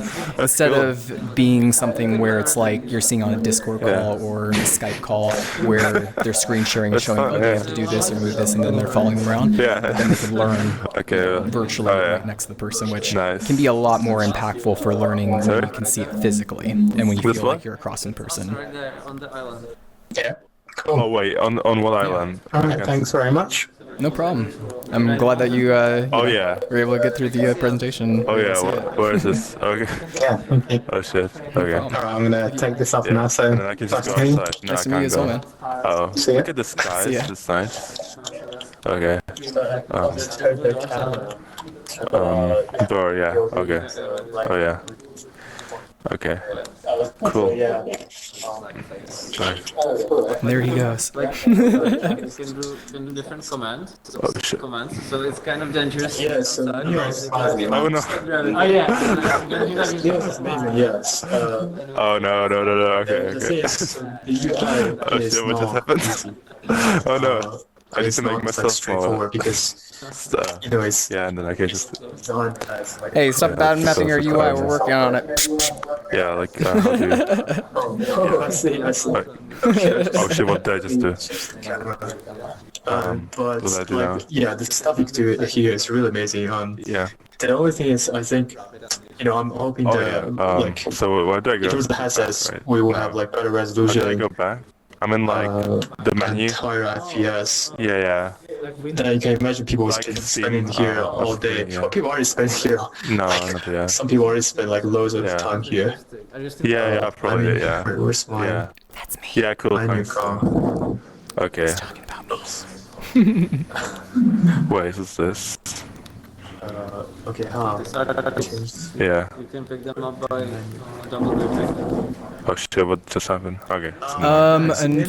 Okay. Unfortunately, I can't do that, Veer, because for whatever reason, Okay. it's broken. Now you can with joystick. I don't have anybody in broadcast right now. Okay, like Actually, that. I think Okay. they're the ones that are in broadcast. They would have to switch Okay. it themselves. Already it's No, it's Yeah. fine. Yeah. So it's probably not broke. It's just they're in their own broadcast. Show the pictures with this. And this trigger. Okay. Oh. The things you.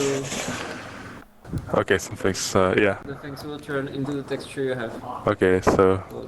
Let me clean Oh up the shit! I just environment. pressed this again. Sorry. Like, sure more It's- yeah. So which one should I press?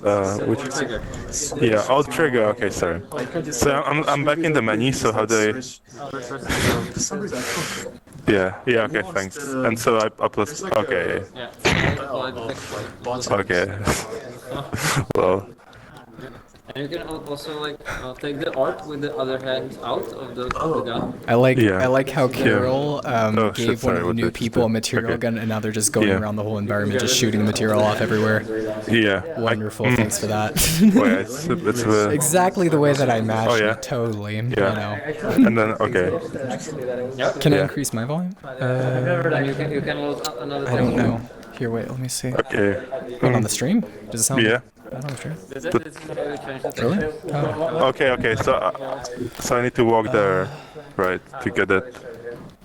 Okay. Let me see. Okay. I don't think I can increase it any more than I Oh, can yeah, with this. Oh shit. Okay. I don't know what to no. do once I do stuff Yeah, on it so- because I can't even leave. Yeah. Okay. No, he's in your ear. Yeah. I'm just Yeah. Yeah. I don't know how you got rid of that. This never happened to me. This is a good tool. And then with joystick. Yeah. Yeah. And now you can drop with the. Oh, like okay. No, like with this, right? Oh yeah. So I can just do like. It's a convex half shape. It's Okay. Yeah. basically the smallest shape that can fit. Yeah. Nice. It's great for like swords, shields, stones. Yeah. I think maybe my a few people might be watching it from the university, maybe on their phone. Oh yeah. I'm not sure. Oh, This is also done with that. No. no, I don't think so. No. That looks like. Yeah, some people are. Yes. It's really cool. Okay. Let's play some chess. Is that your name? Yeah. So I need to. Yeah, I can do this, right? And just move it. Yeah, you can just grab the. Yeah. Okay, but this is not enough. P- Shit. Or you Okay. can make yourself that small that you'll be a figure. People are. Okay, well, You can play it as point of view game. okay, so I would do this. No, that's too big. Oh shit, what did I just do? Okay. Now you're giant. Yeah. Oh no, oh no, oh no. Oh no, I'm not oh sure no, what oh that no, says. I'm on the... It says people are something VR. Oh shit. Okay. Oh shit, okay. Oh, Yeah. trying VR. Okay, so yeah, I'm here, yeah? Very nice. Okay, and, yeah, no, I moved a bit too much. Oh man, it's quite hard. But it's good no one's playing against me. Oh yeah. Yeah, so just... Okay. Oh. Nope, you're gonna play against me right now. Okay. I'm just kidding. Yeah, I'll just move out of this. I'll lose that. Oh, are we playing? I don't know if you want to get into that kind of game against me, man. I mean, we can, but you're gonna probably get beat here all day. Okay. Yeah, that's Because chess fine. games usually take quite a while. Yeah. Yes. Yeah. Yeah. Okay, yeah. I'm probably done. I can't just, yeah. No, thanks to you. Just... Was this your first VR experience? No, but it was a really, like, it was First the time best you one. tried Neos? Yeah, really? Wow. Awesome. Thank you so much. It means a lot. Yeah, sure.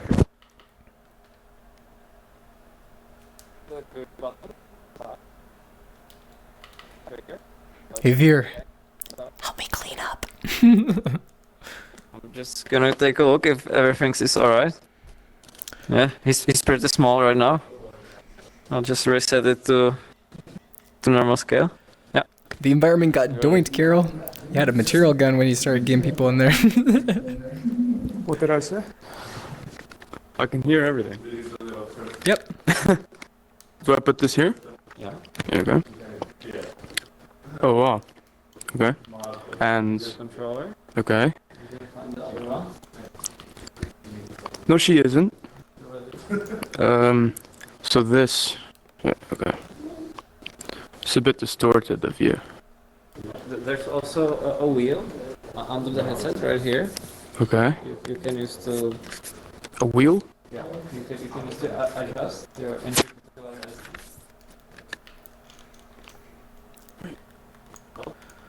Under the... I don't think people can play Wait, where? speed Oh, chess I right see. now. Rizzo. I see, yeah. Okay, cheers. It's kind of just like showing off Neos for like a couple minutes per person. I think... Oh, yeah. Oh, that's better. Okay. So, what do I want to do? Oh shit, what's this? On the other control, I think it's this one. Oh, okay. Sorry. Thanks. Oh, okay. So the second one? Yeah, here. Okay, cool. So, I don't know. Yeah, okay. So this. By pressing the trigger, you can actually paint with your right. Which one is the trigger? This one? Yeah, like Yeah, that. okay. Yep. Oh. You can paint. Oh shit. It's, Okay, cool. convex hull. Oh, I'm Yeah. sure. So it makes like the smallest shape possible. Okay. Okay. It's great for like stones and shields and swords and stuff. Yes, at least you can interact with some stuff. Whoa. So. Okay. Oh, thanks, Veer. Thank you for sticking with it. Hey, man. Get the umbrella. I don't know what to do. Okay. Well, I want to play some. I do, but my feet want to move as well. How do I sit down? Let me see. There won't be any okay. sitting on these ones, but I mean, you can do a squat.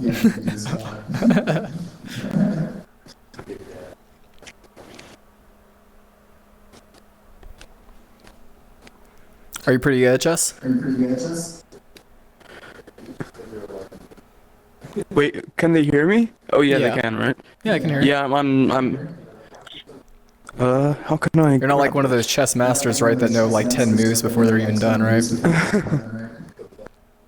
Not really. How can? I saw that one video where the guy was like doing chess and he was like fully blindfolded and beat like 4 dudes.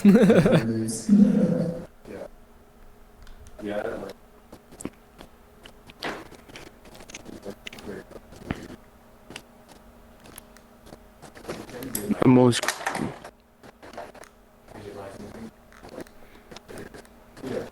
Are you trying to change your movement or? Try to run. Oh yeah, you're already on that. Yeah. Yeah, you're already like. Wait, walking so. around. Oh, so okay. Oh, I see. Cool. Let me check this. Oh, this one doesn't work. Okay. Okay. The movement should work out. So.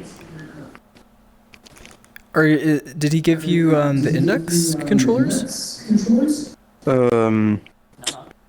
Okay, so press the bottom button on the left, and then it should close down this guy for you, and then you don't have to have it on your hand. Which one?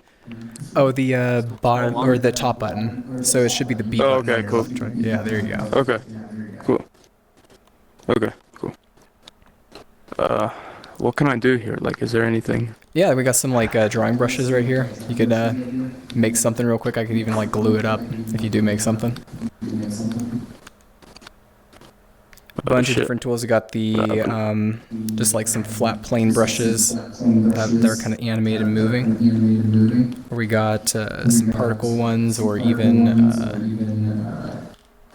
some smooth ones where you can get kind of like nice effects.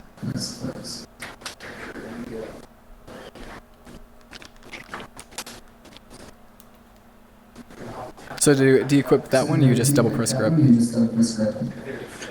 Okay. Just grab the one behind? No.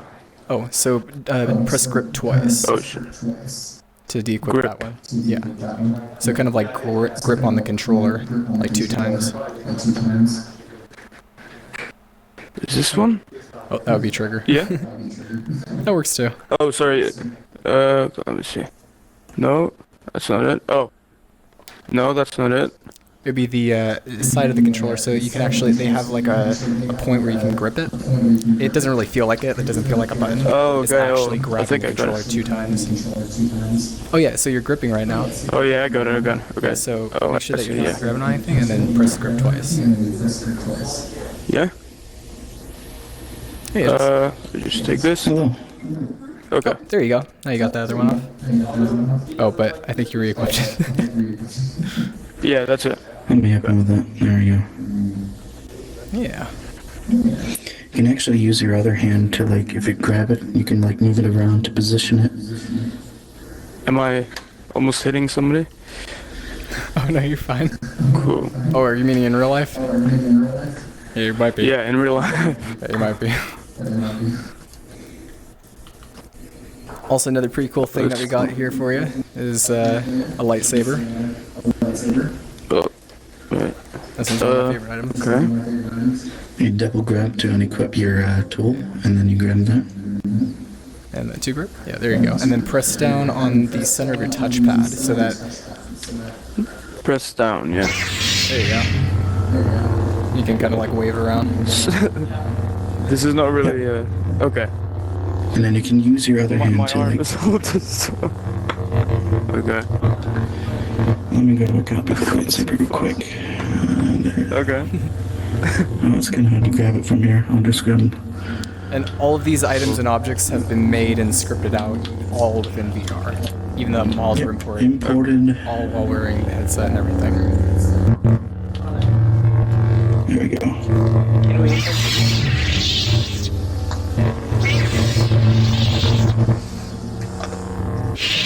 Okay.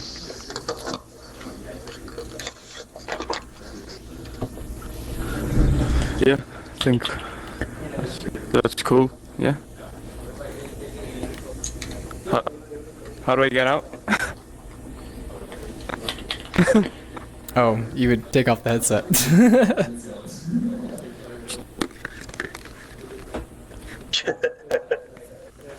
Oh, you want to do it again? No, just put this away.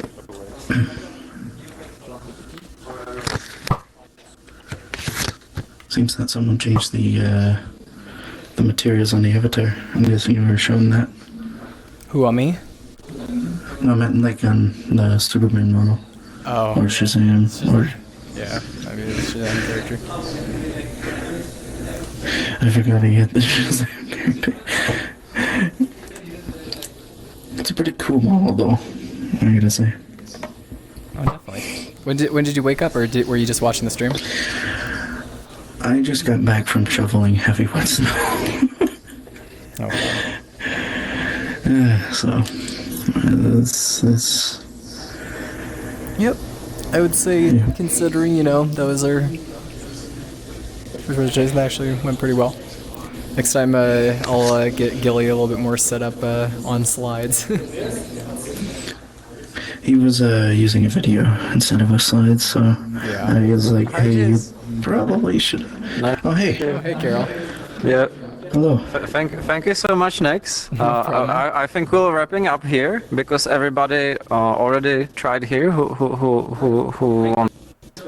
Oh, sweet. And thank you so much for organizing this event. I know it was something very different than usually.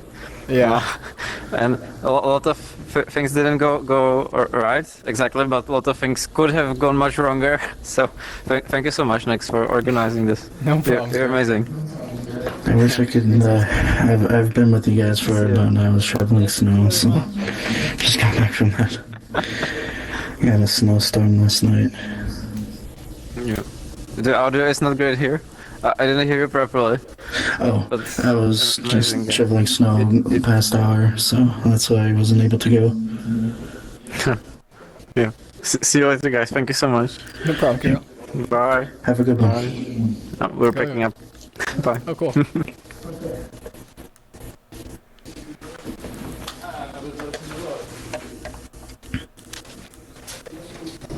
Thanks again, Gully. I think this is Gully.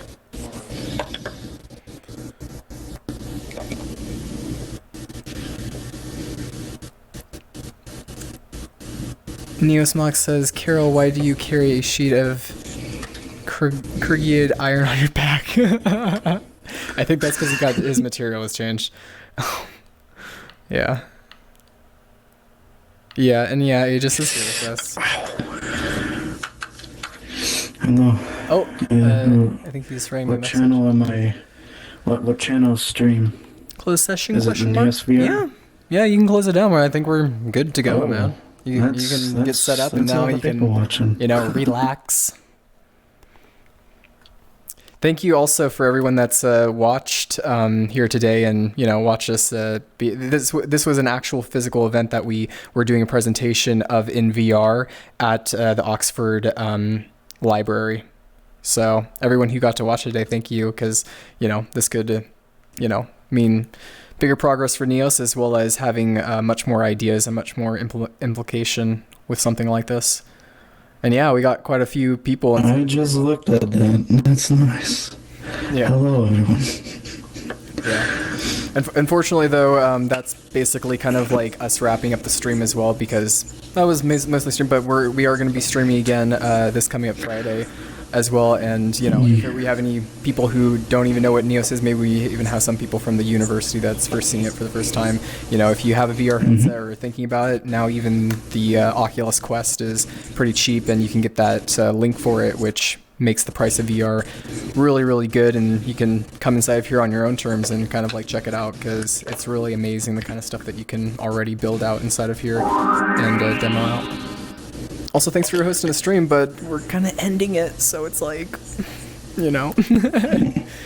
if anyone, I should say this too, to kind of bring it in.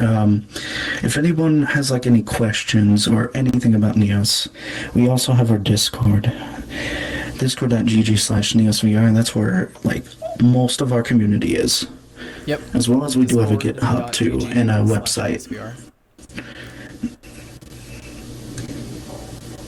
That too, Ox. And no problem, Neos Modic. Yeah, it was really awesome to get to be able to record out that presentation. I think that it went, pretty well. And hopefully the people at the event enjoyed it too. Well, we're going to be wrapping up, you guys. I love you all. I hope you have an amazing Wednesday, and, you know, be safe, eat some food. No. Drink some water. Especially if It isn't you're food. your headset like me all day. Eating some food. Let me get some food. Yep. Where's some nice food? There we go. A nice plate. Thank you to everyone who came in excited for to watch. Yeah, absolutely. Okay. Oh, yep, and Prox linked out the Discord link. There we go. That's how you consume food, right? Have a good one, stream. Bye, guys.